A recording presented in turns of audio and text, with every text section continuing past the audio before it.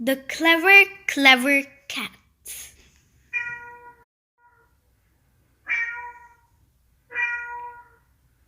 Story by H.E.Todd, illustrated by Val Biro. Libby was the library cat. When she was a kitten, she went to the library's opening ceremony and rubbed herself against the legs of the county librarian, purring loudly all through his speech.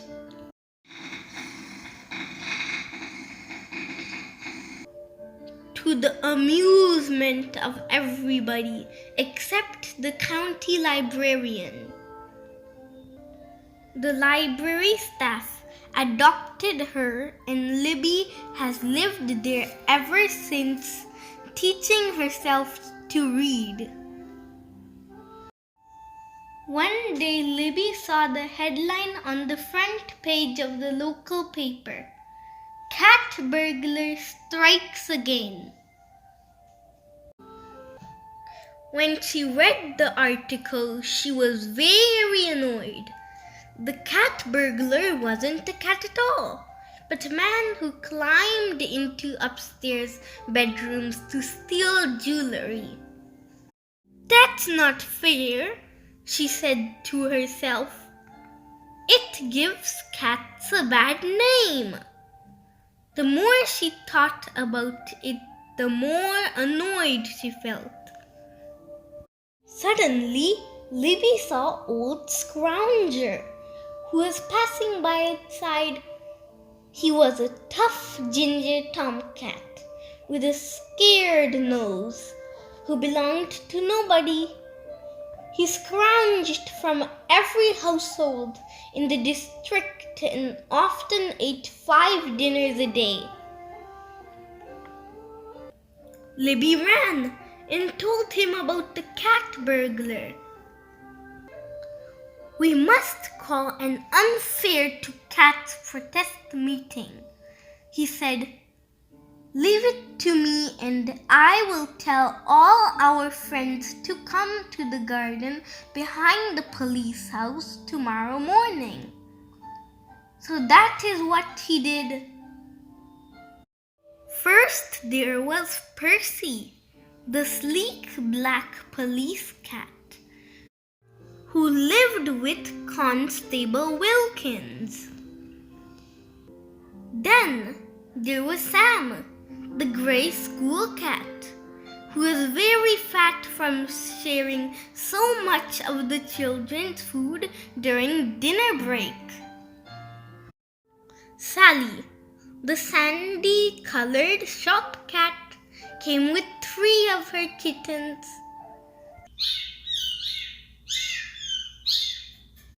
Snowy, the all-white cat, was late as usual. Snowy spent most of her time snug in the upstairs airing cupboard of the Simpsons' house. When they were assembled, Libby explained the reason for the meeting. The cats were all very indignant. "Cat burglar strikes again indeed," snorted Percy. "Just because he can climb like a cat? Why not a monkey burglar, or a squirrel burglar, or even a giraffe burglar?" They raised their heads and howled together in protest.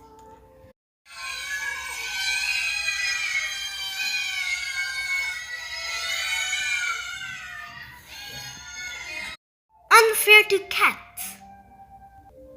Then Percy had a good idea. By far the best way of protesting, he said, would be to catch the burglar ourselves. "How?" they asked. "Tonight," said Percy, "you must stay indoors on the alert, while Old Scrounger and I are outside on patrol. If any of you sees or hears something suspicious, you must run outside and sound the alarm, which will then pass from cat to cat." "Splendid idea," they agreed. "What noise shall we make for the alarm?" "Why not try meow backwards?" suggested Percy. They practiced whamming, and after a few false starts, even the kittens joined in, till Constable Wilkins ran out of the police house to shoo them away for making such a row. That night was clear and moonlit. Old Scrounger and Percy prowled silently outside, and they were not alone. A burglar was sneaking around, looking for an empty house to burgle. Now, it so happened that the Simpsons were away for the night. Snowy was in the upstairs airing cupboard, as usual, when she heard the sound of a window being opened. She crept out and peered round the half-open door. There was a masked man climbing into the bedroom. Silently, she slunk downstairs and out through the kitchen cat flap. Her wham sounded shrill through the still night air. Percy and Old Scrounger heard it, and as they ran towards the noise, they too howled, "Wham!"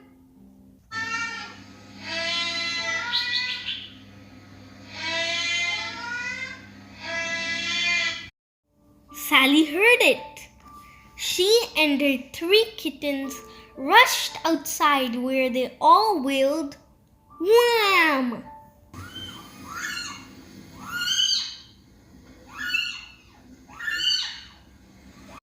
Sam and Libby couldn't fail to hear all that wailing, and they both joined in too.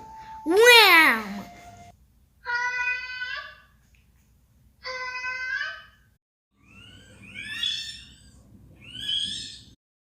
In the meantime, Percy and Old Scrounger had met Snowy outside the Simpsons' house, where the burglar was still busy burgling.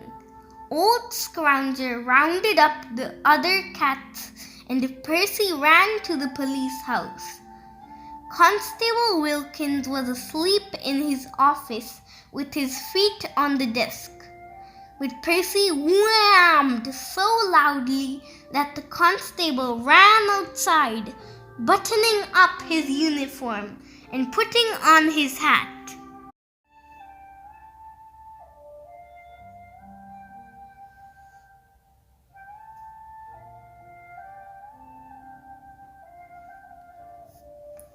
All the other cats were by then outside the Simpsons, whamming their heads off.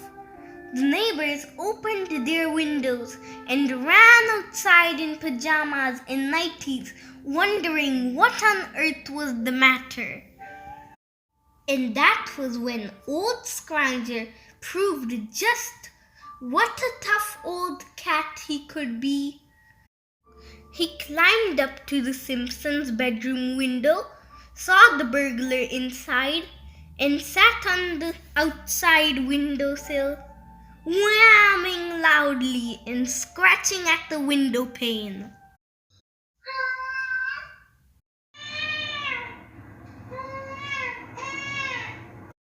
"Go away!" snarled the burglar, showing himself at the window just as Constable Wilkins arrived. "Arrest that man!" cried Constable Wilkins.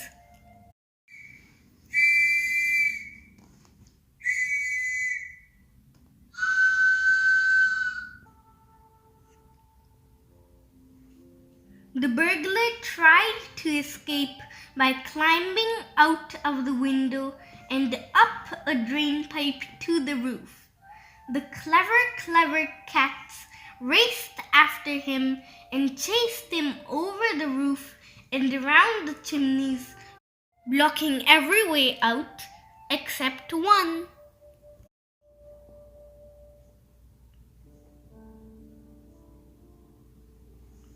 All he could do then was to slide down another drain pipe, straight into the arms of Constable Wilkins, who handcuffed him and marched him off to the police house amidst cheers from the crowd.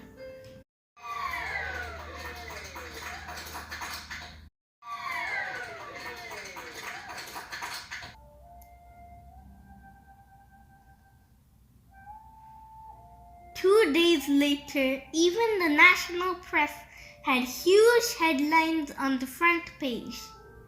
Clever cats catch cat burglar, which was perfectly true, but a real tongue twister to say out loud. They were all so proud of being described as clever cats that they forgave the thief for being called a cat burglar. After all, they had proved to be far too clever for him. In their honor, the chief constable organized the cat's reception on the steps of the town hall. The cats were given some fresh, creamy milk in their own special bowls with their names printed on the side. And when they had lapped up all the milk, they were amazed to see more words on the bottom of their bowls. Libby read it out for them. Cat burglar catchers.